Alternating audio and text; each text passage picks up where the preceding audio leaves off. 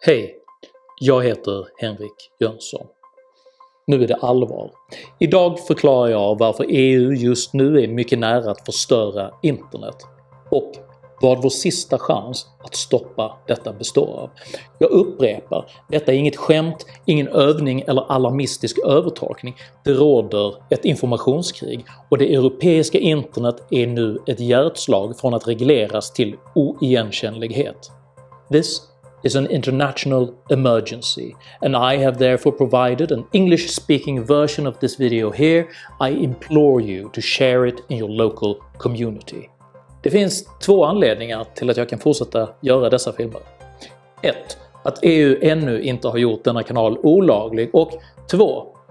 Ert generösa frivilliga ekonomiska stöd via betalningsalternativen här till vänster. Utan er hjälp hade det inte varit möjligt för mig att fortsätta med detta folkbildningsprojekt. Idag pratar jag om det europeiska copyright-direktivet, internets framtid och vad vi alla nu måste försöka göra för att stoppa vansinnet. Häng med!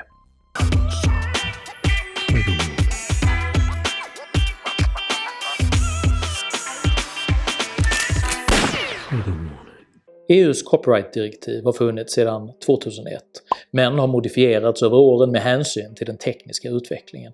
I september 2016 föreslog EU-kommissionen ytterligare modernisering av direktivet som tar upp upphovsrättens digitala marknad. Och detta är utgångspunkten för det nya direktivet som fortfarande är i förslagsstadiet. Den 13 februari i år fastställdes EUs copyright-direktiv i sin slutgiltiga form, med flera tillägg som skärper de redan drakoniska bestämmelserna ytterligare.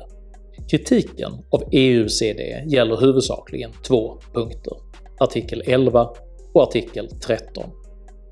Artikel 11 kallas i folkmun för länkskatten och innebär i sin slutgiltiga form att alla länkar och allt återgivande av nyhetsartiklar utöver enstaka ord kommer att beskattas. Detta betyder att även rena hyperlänkar som ofta innehåller rubriker kan kräva en avgift av den som vill dela med sig, till och med av privatpersoner som har länkat helt utan eget vinstintresse. Artikel 13 inför ett filtertvång. Syftet med detta filter är att avkräva plattformsägare som Facebook, Instagram och YouTube ansvar för att inget material som laddas upp på deras servrar inkräktar på någon annans upphovsrätt. Filter är trubbiga och dyra mekanismer som urskillningslöst kommer att blockera även legitimt innehåll. Förslaget har som konsekvens anklagats för att göra exempelvis så kallade memes olagliga, vilket EU har löst genom att utfärda ett speciellt undantag för just satir. Problemet är att inget filter i världen är kapabelt att förstå vad satir är. Faktum är att ett contentfilter av den typ EU nu kräver även kommer att stoppa dina semesterbilder om någon råkat bära en tröja med Musse Pigg-tryck eller om en snutt av Despacito spelades i bakgrunden på videon du tog på en uteservering i Grekland förra sommaren.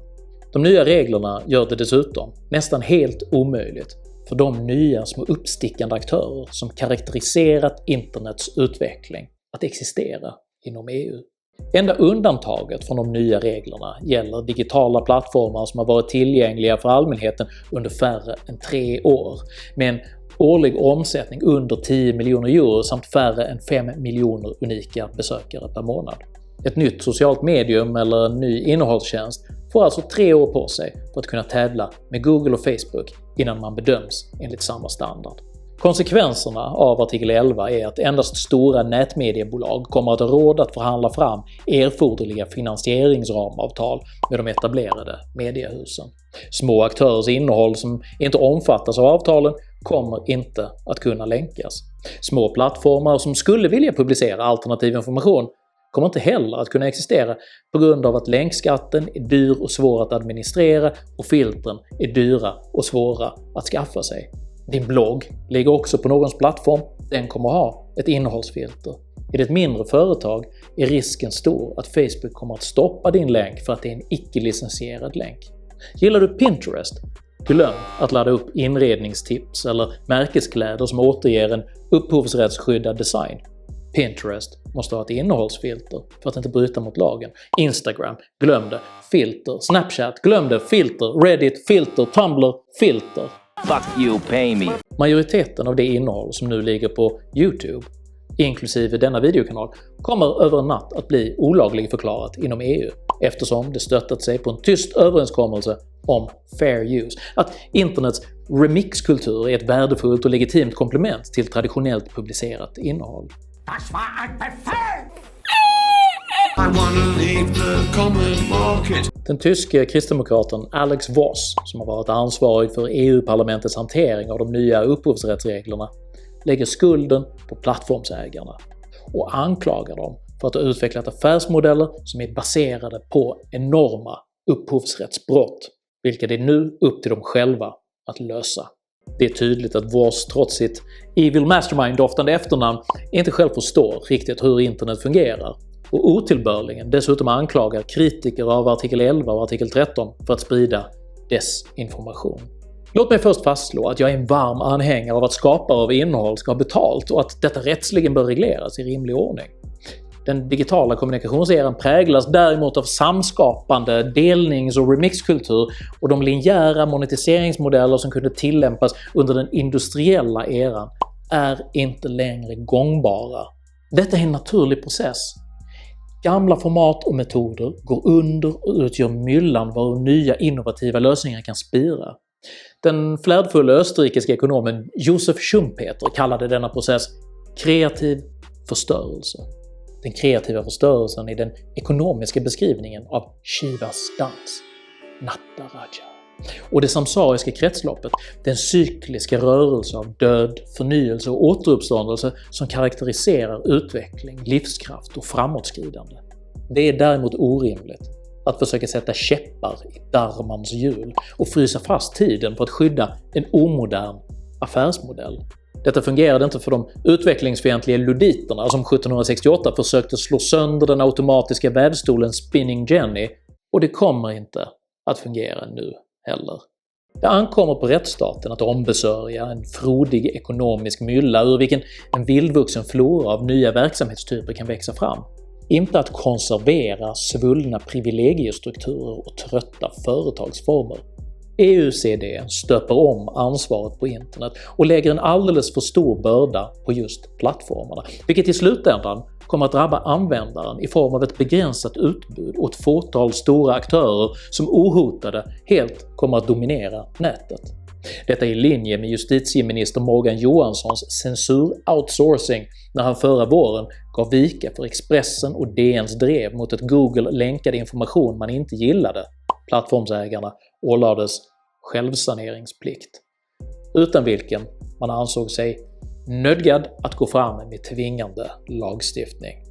Om du tillhör dem som inte tror att dessa nya förslag kommer att göra någon skillnad, betänk hur EU-lagar redan påverkat din egen internetupplevelse. Det ständiga tjatet om kakor skulle till och med genera manusförfattarna på Sesame Street. Come on!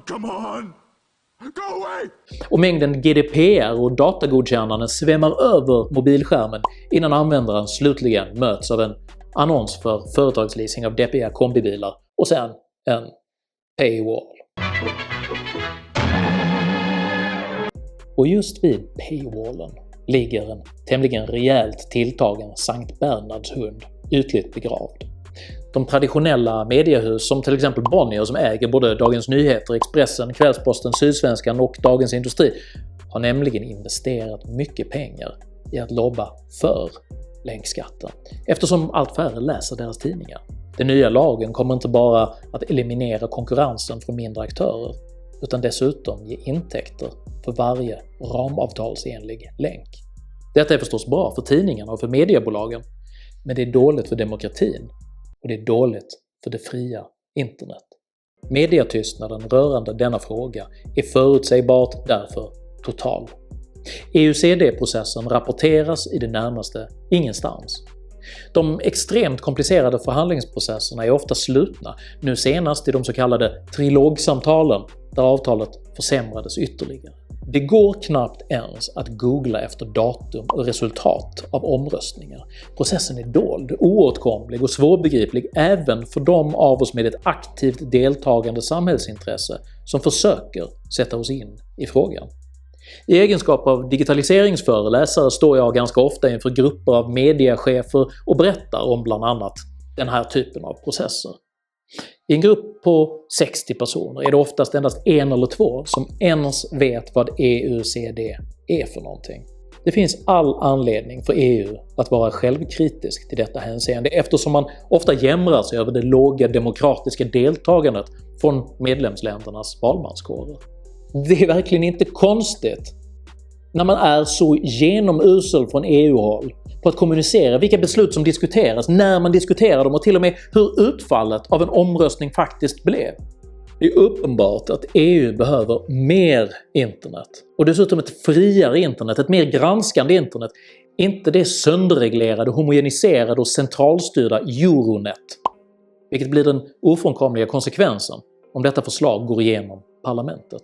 Än så länge är dock saken inte klar. Uppgörelsen måste fortfarande formellt godkännas av såväl EUs medlemsländer i ministerrådet som av hela EU-parlamentet. Framförallt hos de sistnämnda lär debatten bli het inför omröstningen som hålls i mars eller april. På traditionellt EU-manér har man inte riktigt bestämt sig för när denna jätteviktiga omröstning ska äga rum, men det kommer man säkert att utannonsera ett par timmar i förväg via en halvsidesannons i Bryssels lokala gratistidning i papper skrivet med Fantomenklubbens chiffer i blindskriftsformat. Skämt åsido, vi har alltså en chans. Senast parlamentet var involverat i denna fråga gällde det om förslaget skulle gå vidare till de så kallade trilogsamtalen för att bli ett riktigt lagförslag. Då vann ja-sidan med stående ovationer med 438 röster mot 226. Läget har ändrats något sedan dess och de nya, hårdare skrivningarna runt artikel 11 har blivit allt impopulärare. Vår chans att rädda Europas internet är genom att avtvinga respektive lands EU-representanter svar på vad de tänker rösta och varför. Denna fråga måste tvingas upp i det mediala rampljuset nu, inte efter att parlamentet har röstat. Jag har varit i kontakt med samtliga partiers EU-delegater och alla utom Vänsterpartiet har svarat att de ämnar rösta nej till EUCD. Och Vänsterpartiet kommer sannolikt också att rösta nej, även om de har valt att inte svara på min fråga än. Detta hedrar de svenska EU-representanterna. Men nu måste vi påverka våra grannländer att försöka matcha Sveriges hållning i frågan. Har du vänner i något annat EU-land? Kontakta dem. Be dem se den engelskspråkiga versionen av den här videon och sprida den. Det bästa vi kan göra är att bygga en folklig opinion mot dessa förslag som gör det politiskt besvärligt att rösta för EUCD-förslaget. Jag är själv en anhängare av det europeiska fredsprojektet. Jag uppskattar den gemensamma marknaden. Jag värdesätter kulturgemenskapen och hur den inomeuropeiska fria rörligheten har gjort EU mer dynamiskt, innovativt och framåtblickande. Men internet är viktigare än EU. Internet är kanske det viktigaste mänskligheten någonsin har skapat. I egenskap av en global, icke-centraliserad och i stort ännu oreglerad kommunikationsplattform. Om EU vill förstöra internet är det bättre att vi förstör EU. Min linje är: påverka den representativa demokratin så att detta förslag faller i EU-parlamentet. Om detta inte går så är det bättre att lämna EU. Håller du med om att internet är viktigare än EU? Sprid, dela, prenumerera på min YouTube-kanal. Har du kommentarer eller kompletterande information som kan stärka caset för att fälla EUCD-förslaget i parlamentet, skriv i så fall gärna en kommentar här nedanför. Jag uppskattar all respektfull kommunikation. Jag heter Henrik Jönsson och jag anser internet vara viktigare än mediehusens affärsmodeller. Tack för mig och tack för att ni har lyssnat.